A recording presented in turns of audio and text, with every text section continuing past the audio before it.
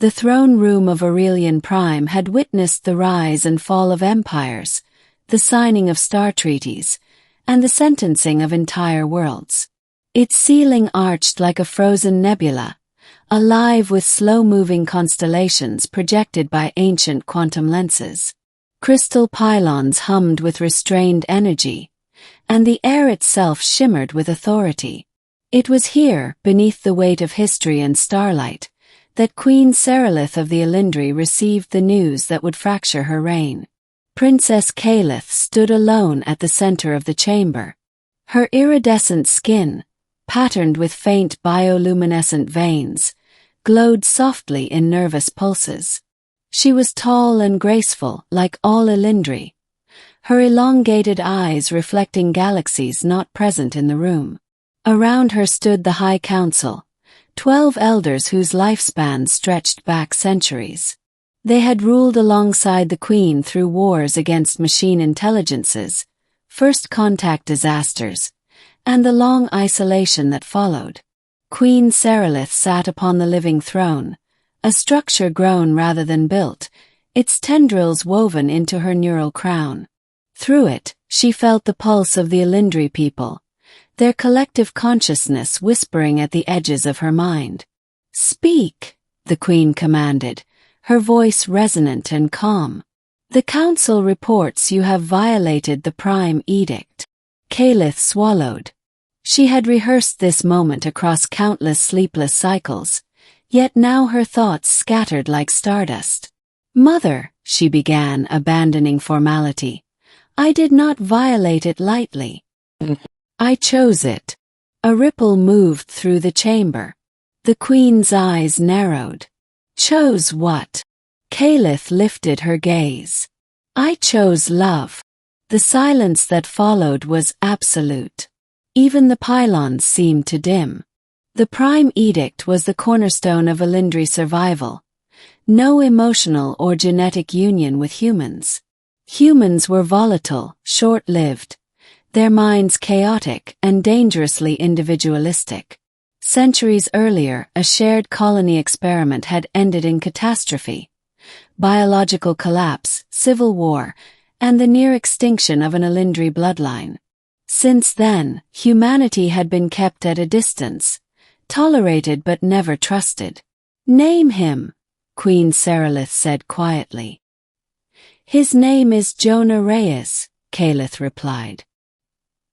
"He is a xenolinguist stationed on the frontier world Heliox 9. A murmur broke out among the council. One elder struck the floor with his staff. "A human scholar," he scoffed. "Not even a soldier or diplomat." "He listens," Calith said, emotion bleeding into her voice. "He studies our language because he wants to understand us, not conquer us. He sees me as more than a symbol or future ruler. He sees me as me." The Queen rose from the throne. Tendrils retracted, and the room seemed to shrink beneath her presence. "You risked everything," Serelith said. "Your title, your future, the stability of our people." Calith nodded, tears forming like liquid light. "I know. But I also know what the edict cost us. Isolation. Fear. We stagnate, Mother. Jonah showed me what change feels like." That night, Calith was confined to the inner spire, her neural link restricted. Across the stars, Jonah Reyes was arrested by Elindri sentinels and brought to Aurelian Prime in chains of light. He had known the risk from the beginning, yet as the alien capital unfolded before him, vast, luminous, impossibly beautiful, he felt only resolve. Jonah was brought before the Queen 3 cycles later. He stood small beneath the throne room's immensity, a human heart beating furiously in his chest. "You are aware," Queen Serelith said, "that loving my daughter is a crime punishable by erasure." Jonah met her gaze. "I am," he said. "But if loving her is a crime, then it's one I would commit again." Gasps echoed. Caliph, watching from behind a translucent barrier, pressed her hands to the surface. "You believe love grants you defiance?" the queen asked. "No," Jonah replied. "I believe love grants perspective. You fear us because we are unpredictable. But unpredictability is also how we grow. Your people feel deeply, you just bury it beneath control. Caliph doesn't want to tear your empire down. She wants it to evolve." The queen turned away, wrestling with memories she had sealed away. She remembered the human ambassador from centuries ago, kind, reckless, brilliant, whose death during the Helios collapse had hardened her resolve. She had loved him once, before duty smothered affection. The next dawn cycle, the queen summoned the council. The Elindri people sensed her unrest, the collective consciousness stirring with unease.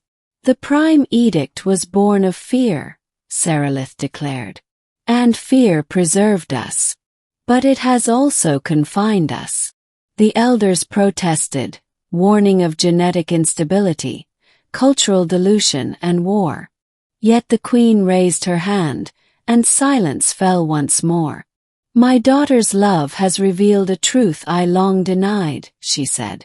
"We cannot rule the future by the wounds of the past." Jonah was released.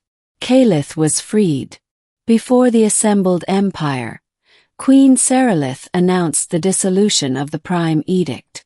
Experimental integration would begin, slowly, carefully, starting with Heliox 9 as a joint world. Years later, Elindri and human children played beneath shared stars. Cultures clashed, blended, argued, and grew. Caliph ascended the throne not as a symbol of purity, but of unity. Jonah stood beside her, older now. His lifespan brief compared to hers, yet rich and full. When he finally died, Caliph mourned him deeply. But she did not regret a single moment.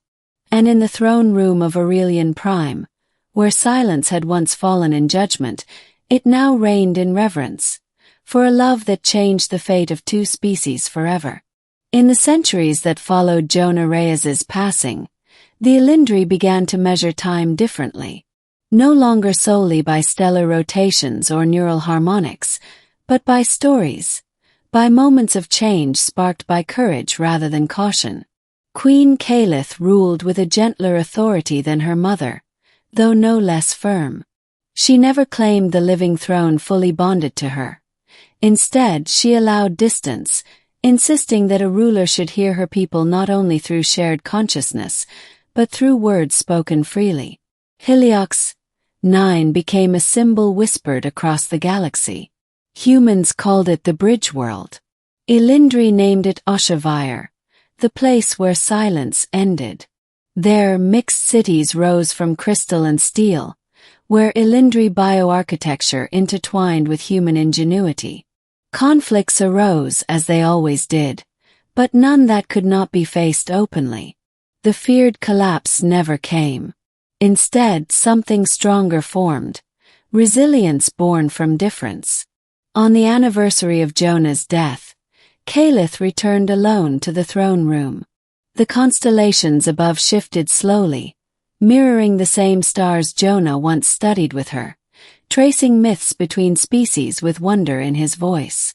She stood where she had once trembled as a frightened princess and felt the echo of that ancient silence, the moment that had changed everything. "My love was not forbidden," she said softly to the empty hall. "It was simply ahead of its time." The living throne responded with a low, harmonious pulse, as if the ancestors themselves acknowledged the truth. Queen Serelith's presence lingered there still, woven into the memory of the structure. Caliph no longer felt reproach, only understanding. When Caliph finally stepped down centuries later, she did so not in mourning but in fulfillment. Her reign was remembered not for conquest or domination, but for transformation.